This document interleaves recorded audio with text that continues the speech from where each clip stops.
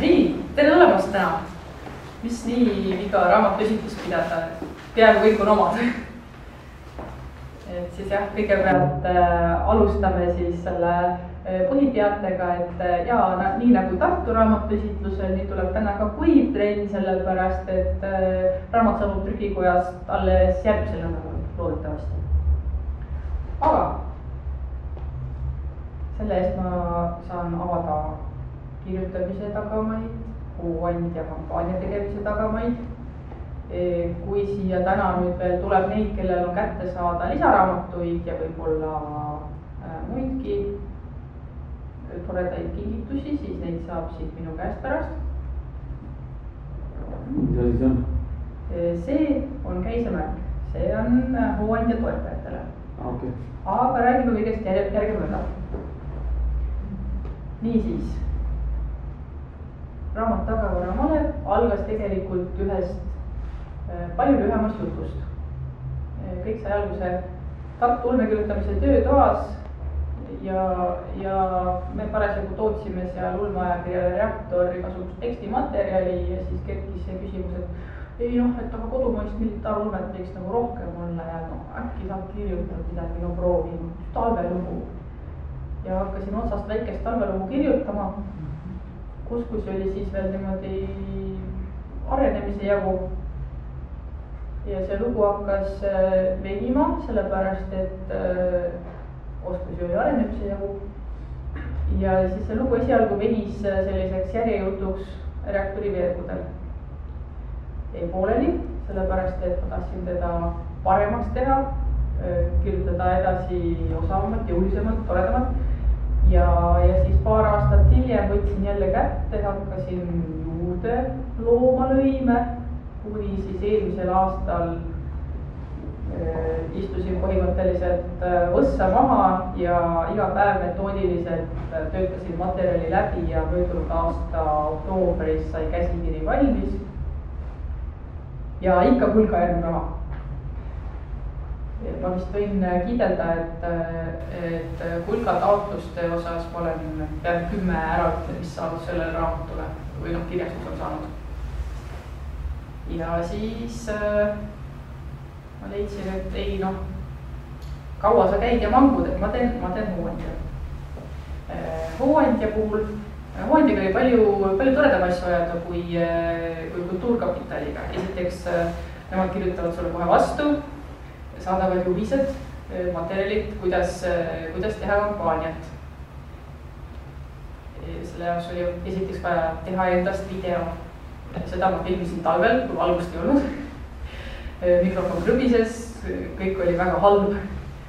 Aga lõpuks sai video tehtud. Ühesõnaga jaanuaris läks kampaania püsti ja siis ma hakkasin kõikidel nööpi kuulutama, et kuule, et kampaania on, et räägi sõbrale edasi, räägi 3 sõbrale veel edasi. Ja selle kampaania korras postitasin ka kogu aeg Royalnauti blogis väikeseid katkendeid sellest raamatust. Samal ajal hakkasid suured rattad vaikselt pöörama, kirjastamise rattad. Sai värvatud Kati Metsaots toimetama. Juba sai räägitud kokku Liisiga kaanepildi osas. Ja siis kuidagi järsku oli mai ja juba oli vaja raamatut esitada ja siis tuli välja, et aga meil on veel küljenduses mingid viimased parandused teha ja ühesõnaga siin me nüüd oleme. Aga raamat ise on nagu pildilt veel näha tõesti militaarulme, samas võib-olla selline pisut kurioosne mõnes mõttes, et siin ei ole võitlust, madinat, peaaegu ei ole mingisugust relvadega täristamist, hoopis vastupidi on selline rahulik kulgemine, on tagala, varustamine, toitmine, riidesse panek, kõik see, millega ma siis päris reaalses maailmas olen ka päriselt kokku puutunud. Ehk siis juba varakult kirjutama asudes ma tegin otsuse, et ma ei hakka punnitama mingit sellist eepilist võitlusjuttu. Kindlasti mõtleks midagi välja, aga et ma parem kirjutan sellest, mida ma tõesti tean ja tunnen ja mis on selline nagu teine hingamine mõnes mõttes. Et siis siin jah, raamatu sisse on põimitud oma 20 aasta jagu vabatahtlikuna tegutsemist ja just nimelt seda tugiväe vabatahtlikuna tegutsemist.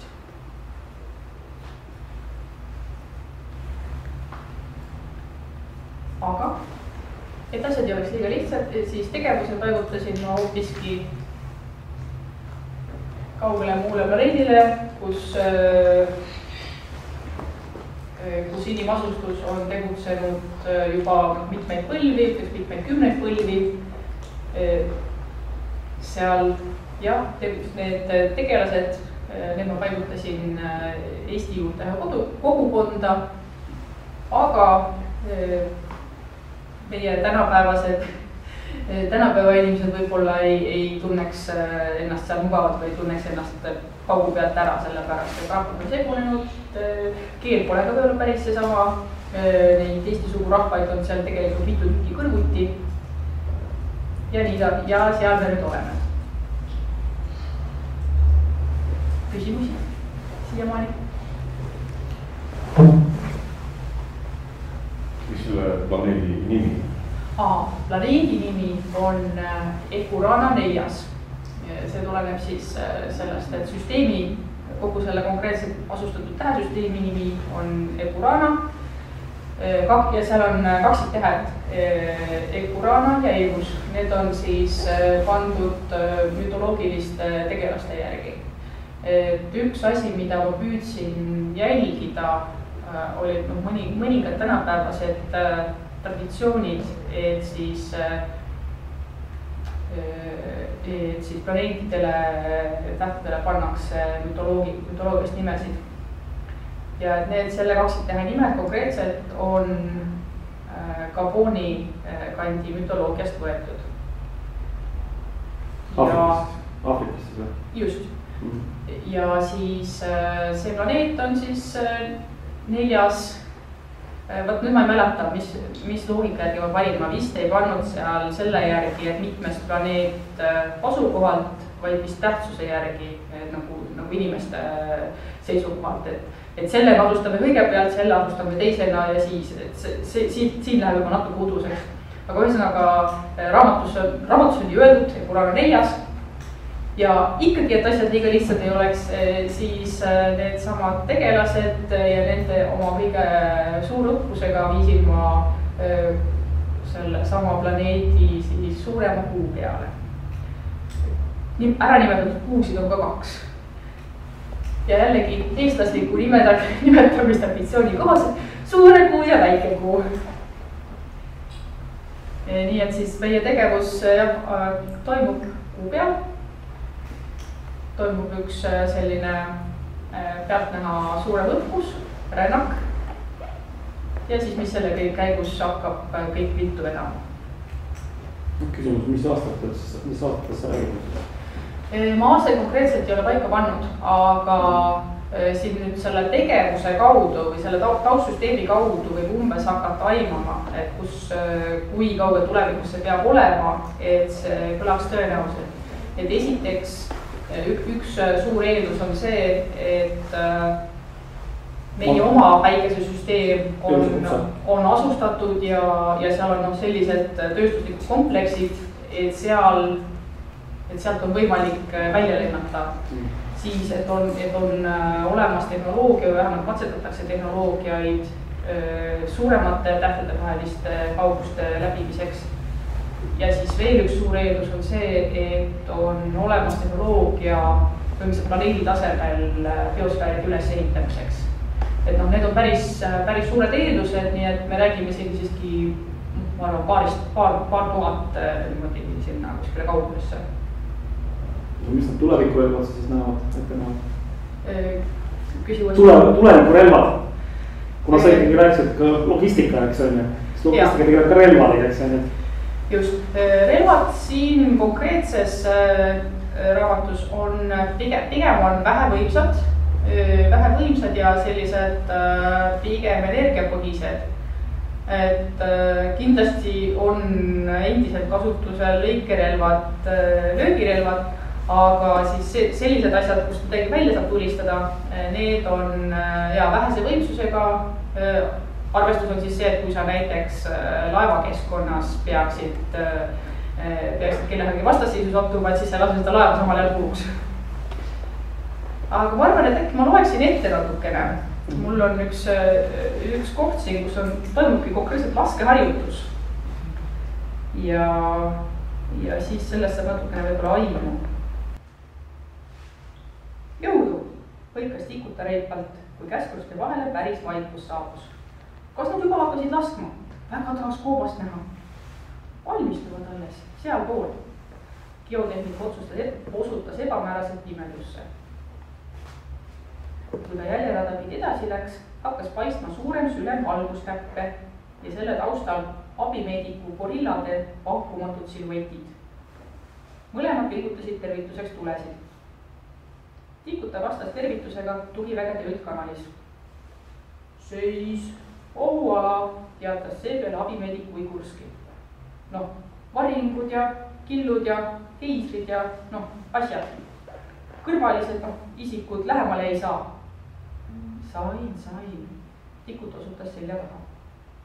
Ma nägin, et meie sangarid on tööle pandud. Keegi tahtis sooja teha. Sa ei usu, see junts, see sama, kelle ma pisita tõin. Kunda, jah. See tegi, nokka lahti ja oligi valmis. Kas ma arvan? Totil kupatas kõik tööle.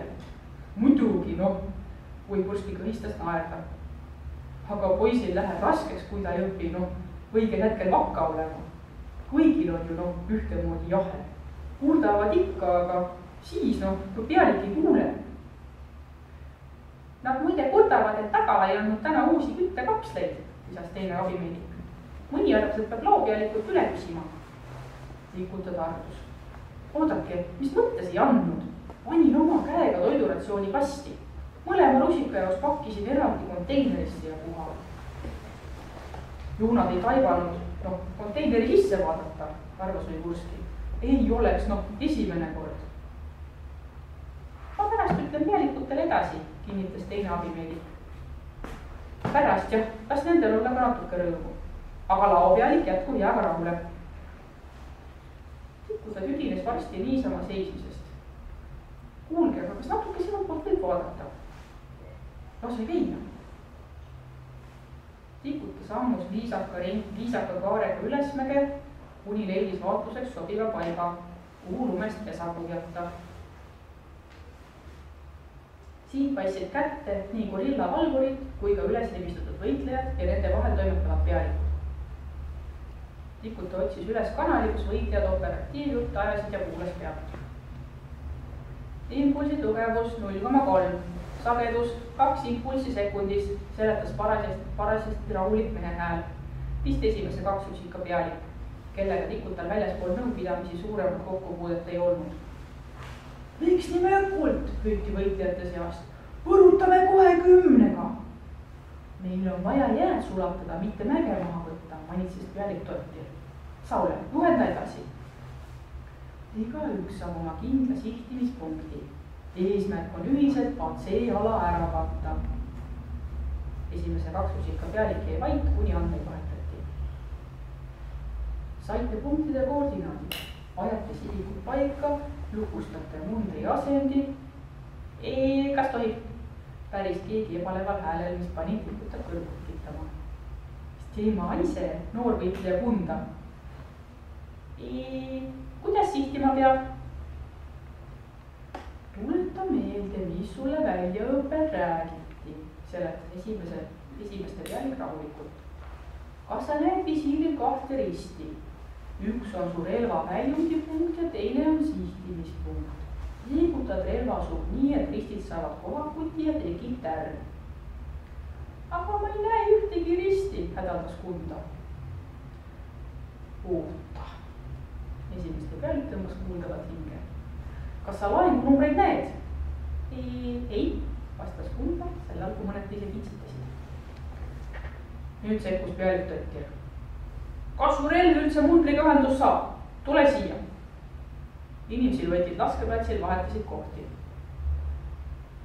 Siin on ühenduspunktid üle koormatud, ütles esimeste pealik varsti. Mis see on ja see ja mis need teevad? Tavamundril ei ole nii palju lisavarustust ette nähtud.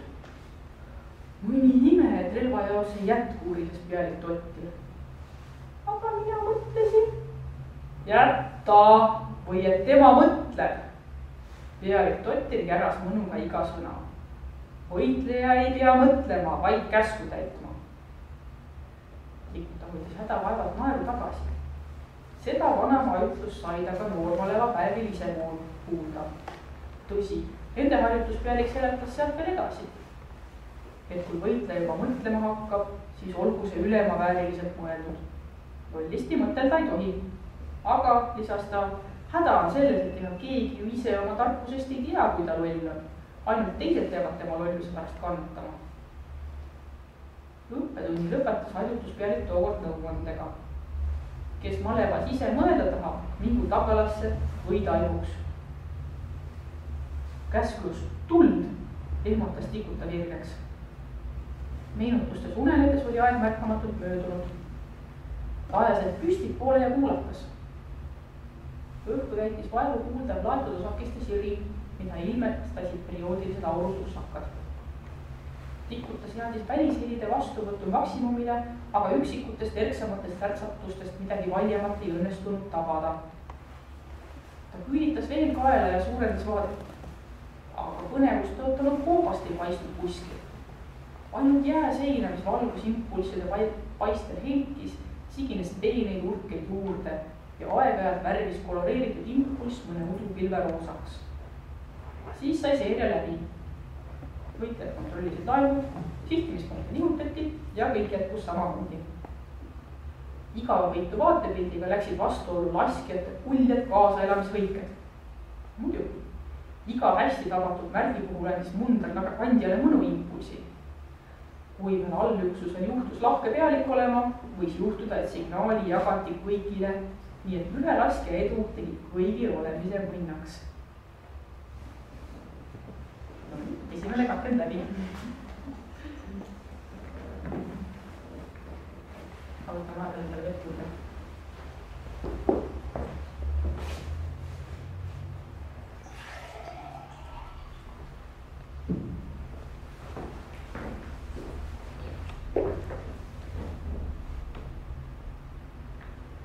Niisiis, see võib-olla vastas nii mõndagi tolle aja relvastuse kohta, et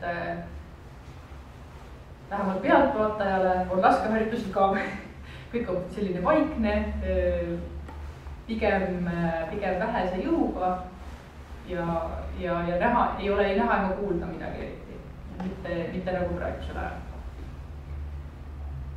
Üks selline taustanüanss jälle, mis tekstist võib välja tulla, ei pruugi, on see, et selles konkreetses maailmas, siin on inimasustatud maailmasid, inimasustatud planeete on üks jagu.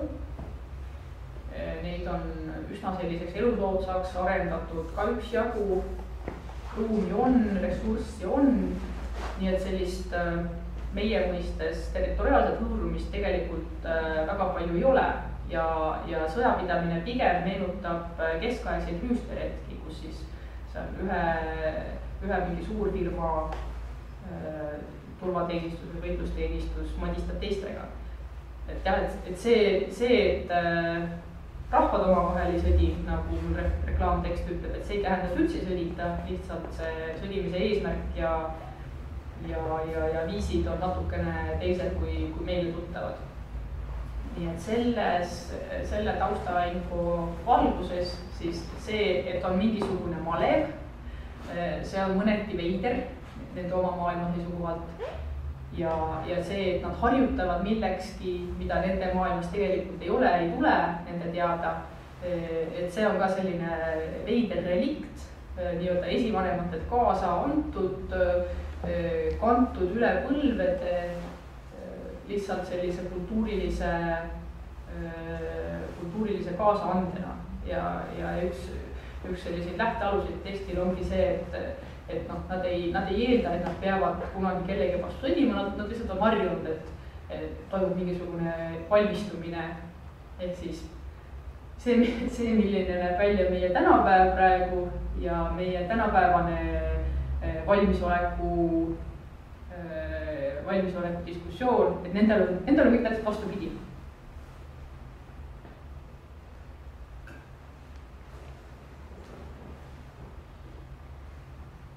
Sa vaatad mulle nii otsa, aga sa võid küsida. Jaa, mul küsimus, kuidas kirjutada raamatut? See on nii hea küsimus, sa ju ise kirjutad ka. Kas sinul on raamat juba ammu väljas? Aga ma küsisin siin. No vaata, see algas kõik sellest, et öeldi Urve kirjutamise töötoas, et sa kirjuta üks talvelugu ja see meil juba oli. Mina konkreetselt kirjutasin peatükkide kaupa. Ma ehitasin erinevate selliste massiividena seda lugu ülesse. Ja kindlasti see lugu ei ole päris selline, lõplik raamat ei ole see, mis ta alguses oli. Ma olen teda ümber kirjutanud, juurde kirjutanud, vahele kirjutanud, siis üle lugenud, siis jälle juurde lõiganud, ümber teinud ja hästi palju on vahepeal sellist ülevaate taastamist jäänud sinna. Kas see kõik toimub su peases osas või sa kasutad neid tehnikaid, kuidas see ülevaade hoitakse? Ei, peas ei püsi midagi. Mina nagu oma mälu peale loota ei saa, nagu absoluutselt ei midagi meelde. Tegelikult siis, kui ma teemas sees olen, siis mõnda aega ma tean, ma lühikest aega tean mingist asjast väga palju, aga siis, kui ma pean meenutama, siis ma ei tea mitte midagi. Mul on tohutult mingisuguseid dokumente ja märkmeid ja siis on see, et on üks dokument märkmetega, et mida on vaja kuskil ümber teha. Ja siis on teine dokument, kus on mingisugused lisaideed. Ma arvan, kui ma praegu oma tänapäevase pilguga võtaks ja hakkaks neid vaatama, siis ma nagu hakkaks ahastama, et kes seda kõike jõuab läbi töötada. Aga kuidagi mul õnnestus eelmisel suvel minna sinna materjali nii sisse, et tõesti ma olin nagu seal soolikates sees ja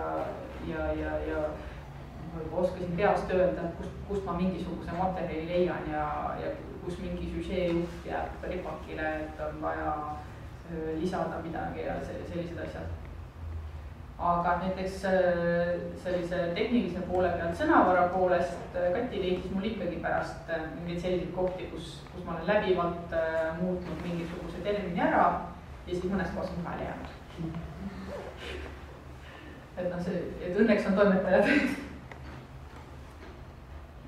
Nende teemaarenduste kohta, kas seal on mõni hea konkreetne näide ka, kus sa oled mingi teemaaretuse nagu ära lõiganud ja välja jätnud ja miks sa seda tegid? On küll, aga ma pean mõtlema natukene.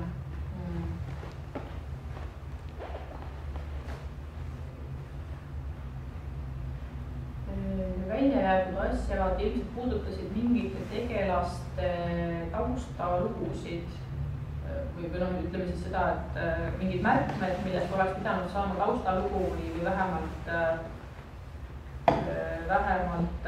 tegelaste omavahelise dünaamika mingi teema. Ja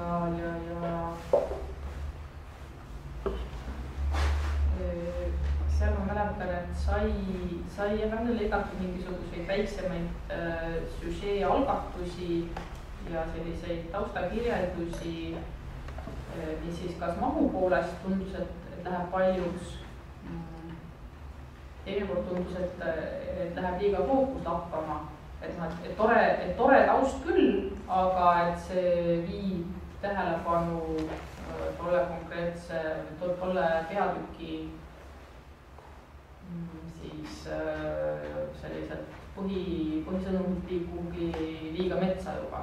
Või siis on see, et kui ma selle asja nagu sisse võtan, siis ma peaksin selle põhjalikumalt lahti kirjutama ja seda ei viitsinud mitte. Ja oli ka me päeval tegime tööd üleval korrusel ja siis rääkisime teleseriaalidest, kui on näha, et mingisugune otsus on tehtud mitte kunstilistel põhjustel, vaid logistilistel põhjustel. Et mul on ka mõnes kohas on selliseid kohti, kus ma logistilistel põhjustel olen midagi välja jätnud, siis ma lihtsalt enam ei jaksanud seda lahti kirjutada. No, nüüd ei ole kohti nii palju, aga ma ise mõnikord tunnen ära muheks, et siit jäi nüüd jah, see asi välja. Küsin teise veel, et kas kirjutades tuli järgmise raamatu materjali ka juba, et kas tekkis nagu mingi süžeeliin, millest mõtlesin, et okei, et sellest kirjutaks veel mingi loo? Väga ei tekkinud. No ütleme niimoodi, et mul on siin raamatus on üks tegelane, kelle lugu ilmselt kunagi vormub ka raamatus, aga mitte kohe. Et ma mäletan Tartus küsiti mult, et kas tuleb kohe triloogia? Ei, et see raamat siiski on eraldiseisev jutt, eraldiseisev lugu. Ja et siia samasse sellesse tagala maailma ma kavatsen küll veel lugusid paigutada. Kui pikk, seda me ei ole veel otsustanud, aga et taustal vaikselt jah küpseb selle ühe tegelase siis tema isiklik lugu.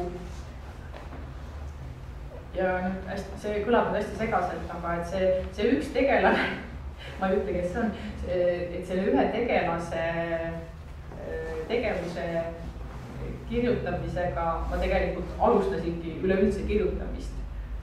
Nii et see üks asi sealt on kunagi tulemas või vormumas, aga ma aktiivselt ei tegele sellega praegu. Küsige veel? See raamatu väljamine siis ka nagu maksma läheb või kuidas see raamatu läheb? Mingi, no see kogus, et noh, mida küsib? Ma oskan päris täpselt öelda, sellepärast, et hooandja läbiviimise käigus ma pidin need numbrid läbi käima, et kui palju kuhu kulub.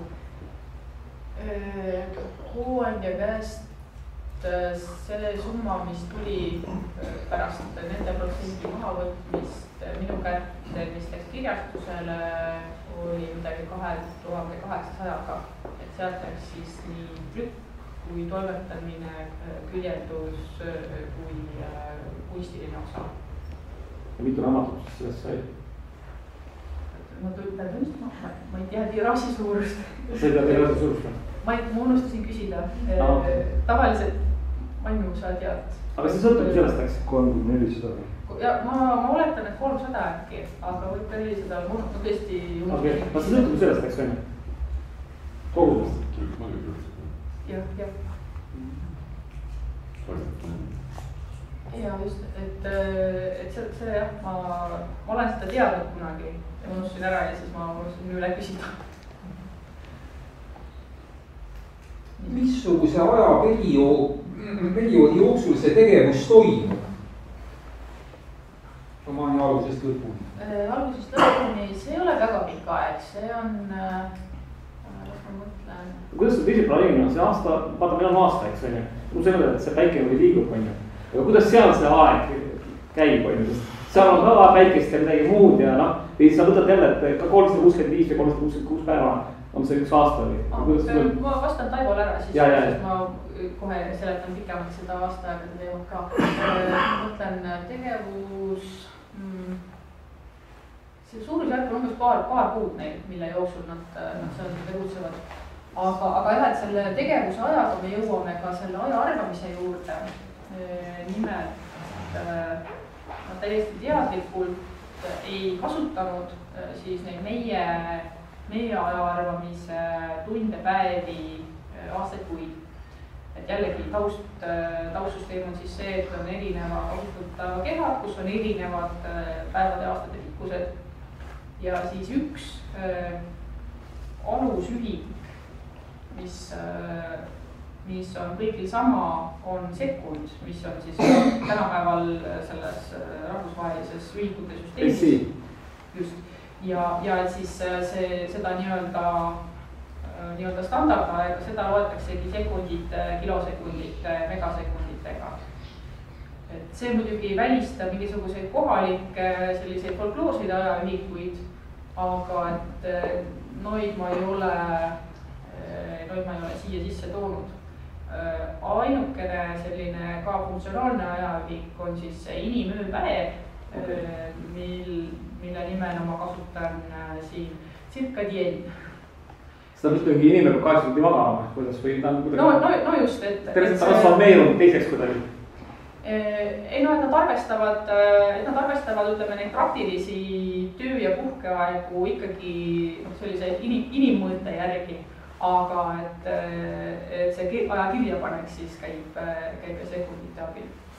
Aga nüüd see, kus ma panen nüüd kokku selle teekonna pikkuse ja vastajad, et kuna neil on kuupealse tegevus, siis päev on pikk, öö on pikk.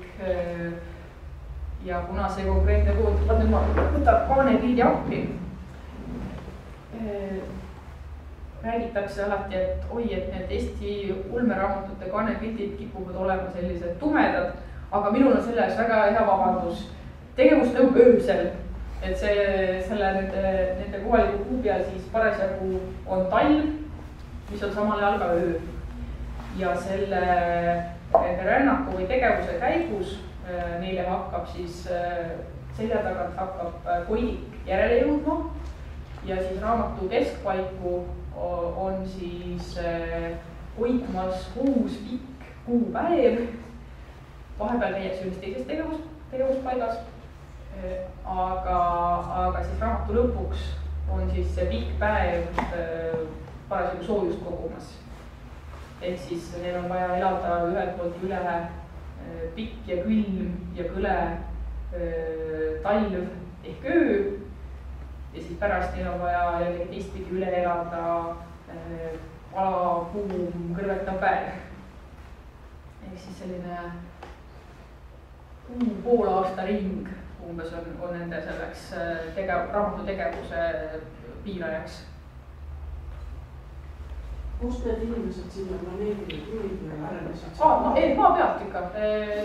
Ühesõnaga maa pealt jällegi taustalugu, et maa pealt päiksesüsteemist mingil hetkel saadeti ühte konkreetsesse piirkonda, kus oli uuritud, et on head tingimused, et tasub ära. Sinna saadeti megaekspeditsioonid,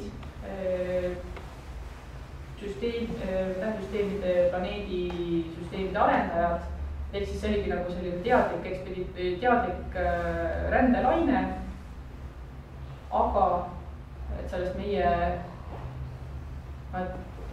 et seal on kaks hüpet võrreldes meie ajaga, et esiteks on siis see hüpe sellesse tehnoloogilisse arengusse, kust sai võimalikuks ekspeditsioonide saatmine ja sealt omakorda on veel määramatult palju, ütleme siis tuhandetes aastates aega mööda läinud, kuni selle ajani, kui see tegevus siis toimub. Mul selline küsimus, sul on mingid pahad mõsed mängus? Ma mõtlen seda, et nagu maailma või vastane või niimoodi, et takistada mingid... Siin otseselt väga ei ole, pigem on tegu hüpoteetilise vastasega, kelle eest toimub hoiatamine, kelle vastu justkui valmistutakse, aga kes jääb natuke selliseks taustajõuks, et teatakse, et võib-olla on midagi tulemas, aga nad täpselt ei ole selle käe katsutav, see ei ole neil nende jaoks reaalsuseks saanud veel. See on kõik loom ja...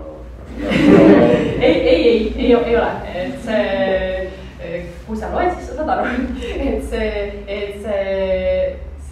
see nii-öelda vastane või vaenlane, kes siis nende võitlejate jaoks, ütleme siis nende malevlaste jaoks on see hüpoteetiline võimalik oht, milleks valmistuda.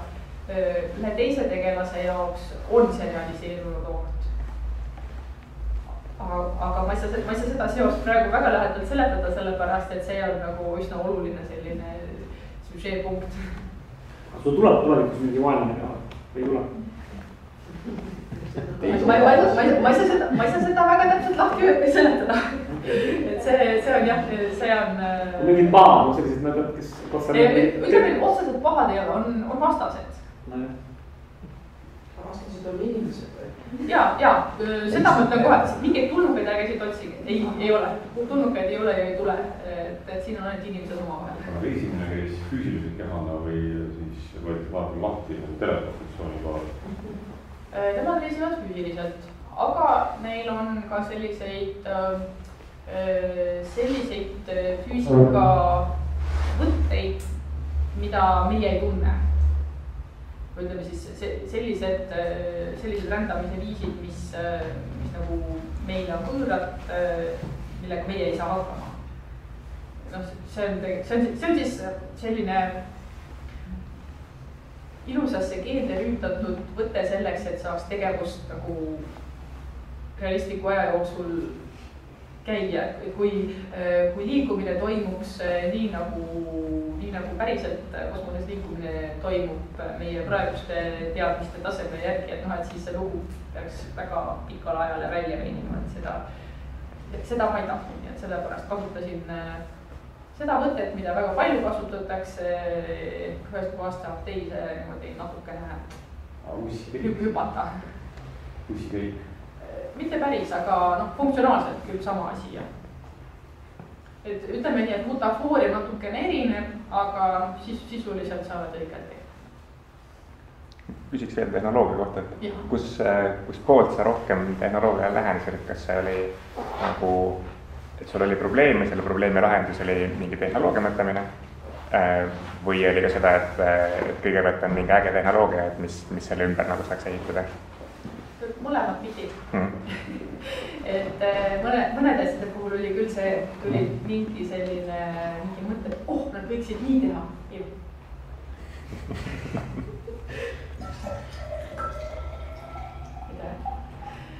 Et mul tuli jah mingisuguse,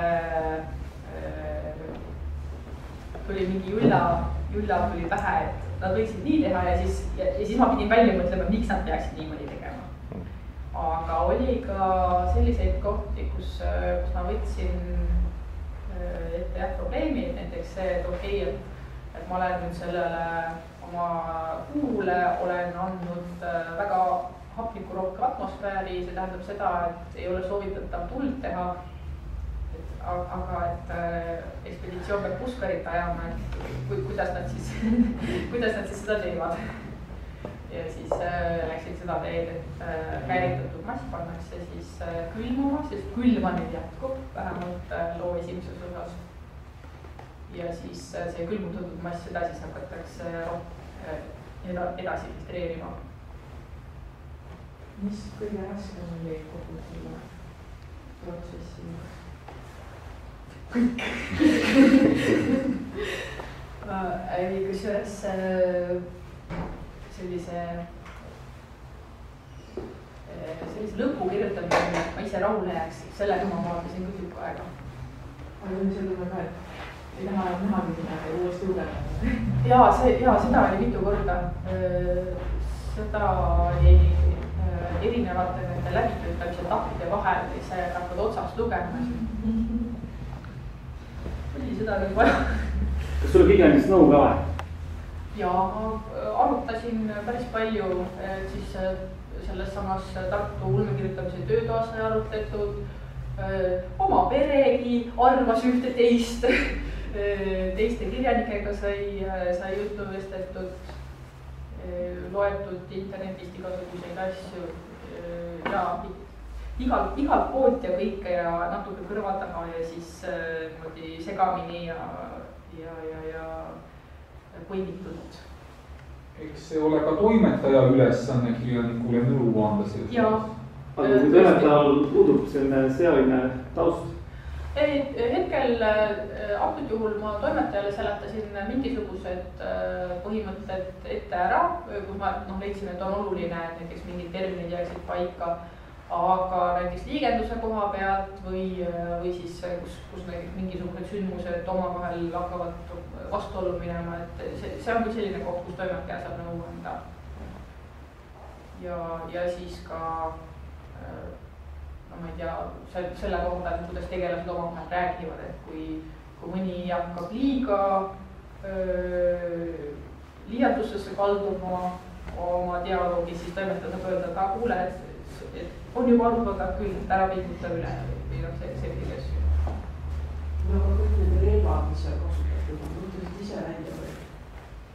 Ma mõtlesin küll, aga ulmet on ju kirjutatud kaua aega, militaarulmet ka, pigem ma vaatasin eeskujusid ja siis lihtsalt töötasin neid nagu oma maitseid natukene ümber, aga ma ütleks, et päris originaalset on siin vähe, kõik on kuskilt võetud, kõik on kuskilt läbi töötatud.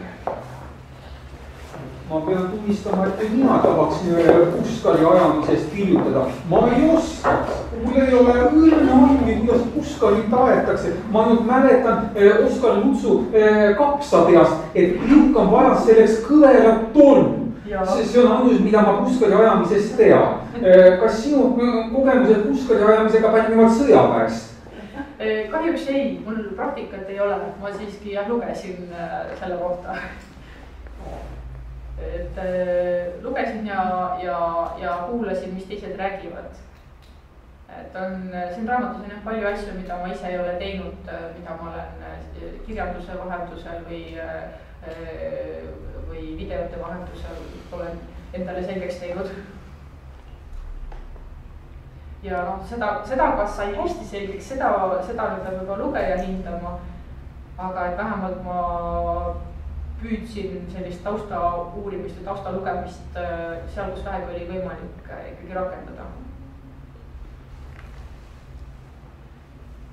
Mitu päris inimest sa raamatusse kirjutasid? Mitte ühtegi.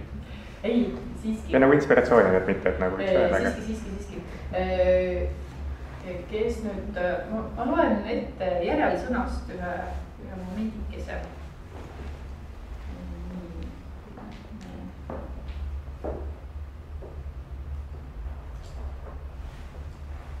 Sest ma teadsin, et seda hakatakse küsima ja ma juba ennetasin. Ei, ma ei taha esimest osa, ma tahan parem kinni võtma. Issa jumal, kuidas on. Mul vist reklaamid, nii, ma tahan minna esimese osa juurde, vaid ma tahan minna lõppu.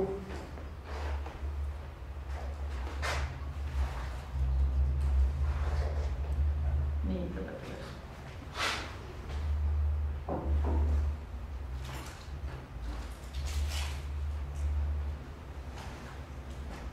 Võtame siis, kuna ma juba selle lahti kirjutasin, siis laisa inimesena loen ette. Ulmetekst on minu viis öelda tõde.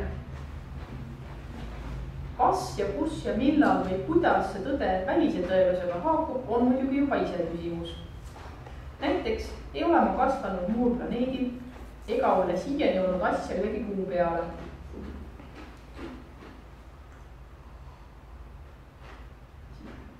Jätame natukene vahele, aga tegelase. Nii ei ole küll raske ette kujutada Eesti-sugu ühiskonda, kus vabatahtliku kaitsevalmidusse panustavad kõik täiskasvanud. Mitte sellepärast, et peab või et on vaja, vaid sellepärast, et nad on niimoodi harjunud. Ka üleüldine valmidusärevus ja vahest ka mõni juhtimis- ja kommunikatsioonipaine on ulmetões oma väljundi leidnud. Otseseid viiteid päris inimestele ja sündmustele siit raamatust siiski võtsida ei maksa.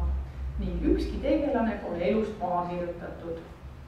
Kui siis nii paljukest, et olen neisse jao pärast puistanud iseenda erisuguseid omadusi. Ehk siis ma ütleks, et see keskentegelane, et tema võib-olla mõtleb kõige rohkem minu häälega aga siis need, kellega tal on mingisugune hõõrumine, need on siis minu teiste omadustega rikastatud. Kas tädi Vilju laulid ka on? On küll jah. Oma 15 on kuskil sees.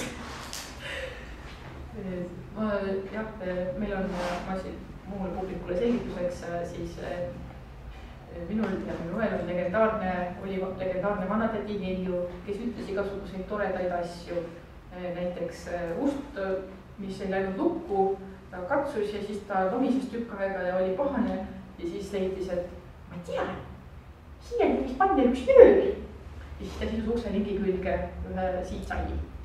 Mis mitte kuskile vahele kinnitanud? Mis mitte kuskile vahele kinnitanud. Ja siis ükskord ta vaatas aknast välja ja siis kui meie tuppa tulime, puu otsas oli väga palju linde, oma 15, aga siis 2 neist kukkusid maha.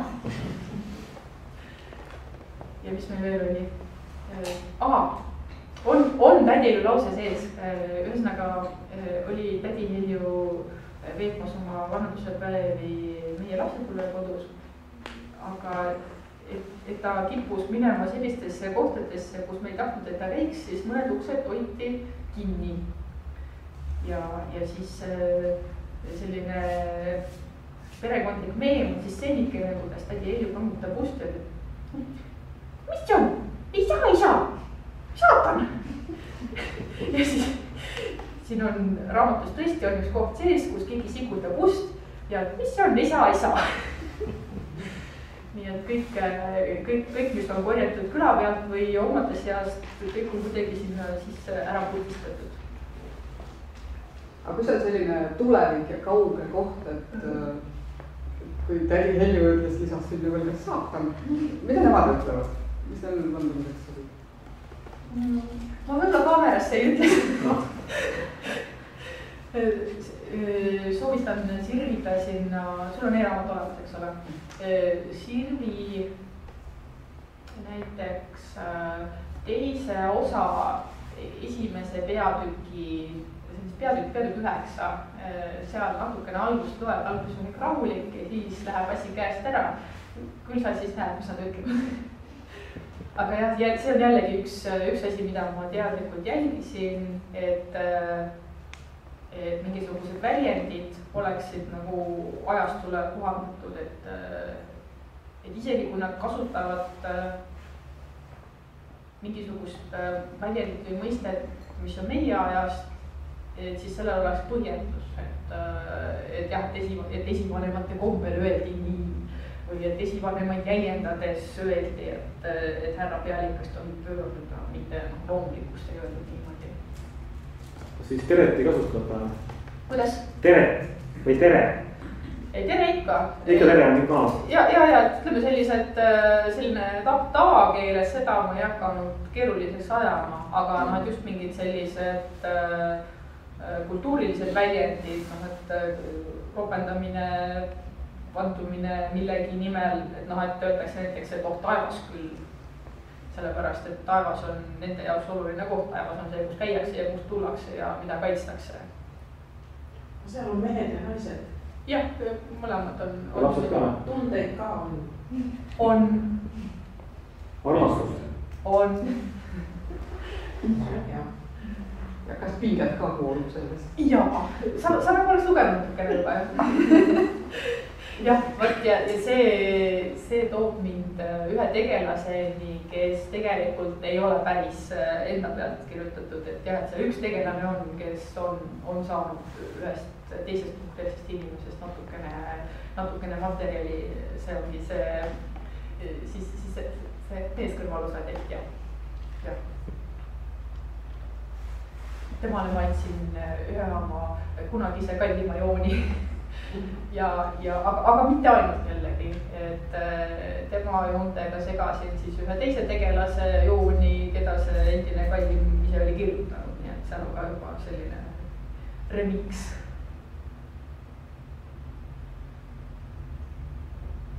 Mulle tundub, et nüüd vist hakkab aeg ära tiksuma. no natuke mahuke. et mõned küsimused veel, aga ma niimoodi pikalt, suurelt enam ette ei võta, et vaatame, saame äkki veel mõned küsimused ja siis. tegelased jäävad sinna või lähevad maa peale tagasi? Selle raamatu lõpus nad jäävad sinna kuu peale ja neil on seal ülesanne täita. palju neid seal siis on? Siin on, mis ma mõtlen seda, et palju seal kuu peal üks on? Neid, ma pean natuke mõtlema. Nii, siin see konkreetne üksus on 30 ringis, neid on 15 üksust, nii et 450. 15. 4500. Ei, 30 neist. Siis on 450, jah? Jah. Aga, et see kuu ei ole päris adustamata, et seal on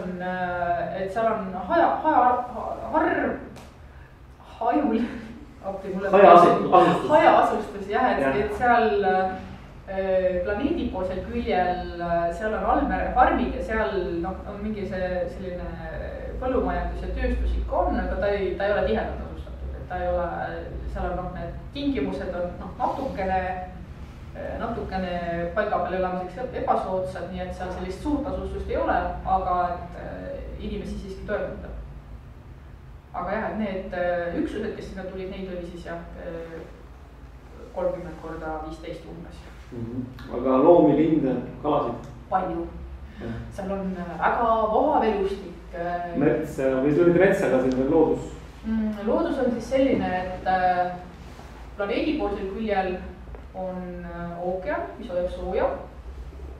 Aga nüüd see kaugemal küljel, kus siis see meie tegevus rohkem toimub, seal on mandrimassiiv, kus siis tekib selline mandrilise külma kogunemine, milles siis ka selline sügav talv. Aga seal leidub näiteks kuumaveeallikaid, milles pesitsevad helendavad bakterid, on koopaid, kus ka kõik helendavad igasugused tuhatjalgsed, mingisugused mutukad, limuskid ja siis kui meil kevad tuleb peale, siis seal on ka selline maismaa taimestik, mis on pigem kiduravõitu, et seal suurem osa elustikust tegutseb vees, koopas, meres. Kui küll see oli saabel? Suurusjärk Antarktika. Ma ei mäleta, mul oli kuskil oli isegi mingi konkreetne see Kelvinites number on antud. Aga see oli see, kus hakkas juba soojemaks pidama, kus on lihtsalt koopasse sisse. Väga külm. Et niimoodi, et tatt külmab ära. See algusseen oli see, et kui see tegelane võtab näopalliks ja siis hingab seda hapnikurohket õhku, et siis ta nagu silmamunad hakkasid nagu naksuma külmaga. Ta ikka läheb soojaks pärast, kas me näeme seda ka? Jaa. Ma ei mäleta täpselt, mis ma seal sendiks mõtlesin, mingi ütleme rohkem kui meie praeguses atmosfääris, ma arvan, et mingi suurusjärk 30%. 21 siis. Jah, et ütleme mitte nagu mega palju rohkem, aga piisavalt, et oleks tuleoht. Ja siis see mõjub inimesele ka? No inimesele see mõjub niimoodi, et kui sa siis seda väga värsket õhku võtad, et siis on nagu veits katus hakkab sõitma ja nagu osoon, jah. Aga et samas see on ka asi, mida seal vahepeal hakkavad õpivad siis kasutama, et jah, et on küll külm, aga et tõstad pingil üles ja võtad kohe niimoodi seda värsket õhku ja paned edasi. Selline kohanemise lugu ka omal moodi.